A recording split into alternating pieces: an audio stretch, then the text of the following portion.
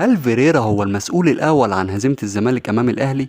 علل. خليني أفهمك إن فيريرا بدأ المباراة بطريقة صحيحة جدا، وهو أنا هلعب على الهجمة المرتدة والتحولات أمام النادي الأهلي، وده مش غريب على الزمالك اللي عماد النحاس ما عملش حسابه في الموضوع ده. الزمالك في مباراة مودرن سبورت لعب على التحولات، عشان كده شفت فدان مساحات أمام خوان بيزيرا اللي عرف يسجل هدف بطريقة رائعة جدا.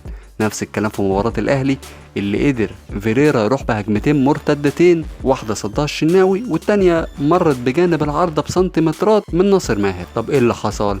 اللي حصل ان فيريرا ما كملش على الأداء ده وان هو يلعب على الهجمة المرتدة، بل تراجع مبالغ فيه. حتى السلاح الحقيقي اللي المفروض يلعب عليه فقده بعد ما سجل هدف الأول.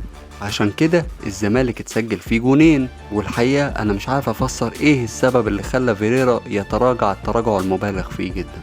قول لنا انت ايه رايك، وهل فعليا فيريرا هو المسؤول الاول ولا لعيبة الزمالك معرفتش تنفذ خططه؟